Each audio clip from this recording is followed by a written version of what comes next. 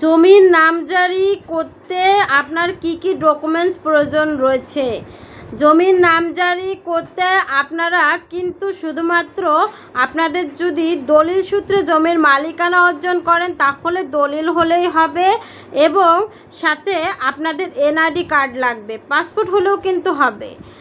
এবং আপনাদের যে ওই জমির খাজনা পরিশোধ করছেন যে খতিয়ান মূলে, তার মানে খতিয়ানগুলোর কপিও লাগবে এবং খাজনা পরিশোধ করতে হবে।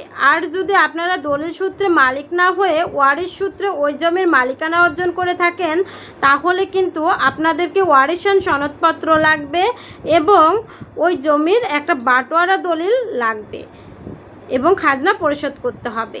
এই ডকুমেন্টসগুলোর মাধ্যমেই কিন্তু আপনারা অনলাইনে আবেদন করতে পারবেন জমির নামজারির জন্য। এবং আবেদন করলে আপনাদের একটা নির্দিষ্ট ডেট দেবে, ওই ডেটে হার্ড কপিগুলো উপস্থিত করতে পারলেই আপনাদের যদি সন্তুষ্ট হয়, এসিল্যান্ড অফিস থেকে যদি সন্তুষ্ট হয় তাহলে আপনাদের নামে নামজারি করে দেবে। অনেক সময় সমস্যার সম্মুখীন হতে হয়, জমিতে অনেক সময় সমস্যা দেখা দেয়, কাগজপত্রের সমস্যা দেখা দেয়, সেক্ষেত্রে কিন্তু সেটা আলাদা বিষয়। কিন্তু জেনারেলি আপনার যদি সম্পত্তির কাগজপত্র ঠিক থাকে তাহলে কিন্তু অনলাইনে আবেদন করলে আপনার নামজারিটা কনফার্ম হয়ে যাবে। আর এই নামজারি করার জন্য অনলি 1170 টাকার প্রয়োজনীয়তা রয়েছে। আর জেনে রাখবেন যে আপনি যদি জমি নামজারি না করেন তাহলে কিন্তু অনেক সময় এই নামজারি করতে যে অতি অল্প সামান্য 1170 টাকা লাগলো, এই অল্প টাকার বিনিময়ে যদি নামজারি না করেন পরবর্তীতে কিন্তু আপনাকে লাখ লাখ টাকা আদালতে ফেলতে হতে পারে। কিভাবে? এই নামজারি খতিয়ানটা যদি আমরা না করি অনেক সময় আমাদের সম্পত্তিটা পুনরায় অন্য জায়গার দলিল মূলে বিক্রি করে দেওয়া হয়, আবার অন্য কারোর নামে খতিয়ানও হয়ে যায় আমাদের অগোচরেই। তার মানে আমরা শুধু দখলে থাকলাম অথবা আমরা দলিল মূলে সম্পত্তির মালিকানা অর্জন করলাম, কিন্তু অন্য কোনো ব্যক্তির নামে আমাদের নামজারি করা নেই বিধায় রেকর্ড হয়ে যেতে পারে।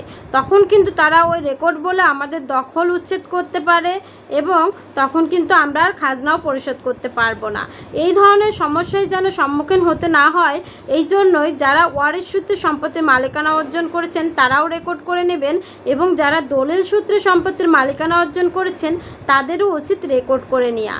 ওয়ারিশ সূত্রে জমির মালিকানা অর্জন করলে রেকর্ড করে কেন নেবেন, নামজারি করে কেন নেবেন? কারণ আপনি যদি নামজারি করে না নেন তাহলে আপনার অন্য ওয়ারিশরা দেখা যেতে পারে হঠাৎ করে আপনার সম্পত্তির দখল নিয়ে নিতে পারে বা আপনার অংশটা অন্য কারোর কাছে বিক্রি করে দিতে পারে, কারণ তার মতে যে সেও তো ওই সম্পত্তির মালিকানা ওয়ারিশ সূত্রে। সুতরাং আপনি যেভাবেই সম্পত্তির মালিক হন না কেন সেটা হতে পারে দলিল মূলে সম্পত্তির মালিক অথবা ওয়ারিশ সূত্রে সম্পত্তির মালিক, আপনাকে কিন্তু ওই সম্পত্তিটা নিজের নামে নামজারি করে নিতেই হবে। যেমন সিএস রেকর্ড মূল্যে সম্পত্তির মালিকানা অর্জন করা যায়, ঠিক তেমনি নামজারি খতিয়ান মূলেও কিন্তু সম্পত্তির মালিকানা অর্জন করা যায়। আবার অনেক সময় দেখা যায় এই নামজারিটা ভুলক্রমে অন্যজনের নামে হয়ে যায়, তখন কিন্তু আমরা এসিল্যান্ড অফিসে একটি মিসকেস ফাইলের মাধ্যমে এই নামজারিটা আবার নিজের নামে করে নিতে পারবো এবং নিজের নামে হোল্ডিং করে খাজনা পরিশোধ করতে পারবো।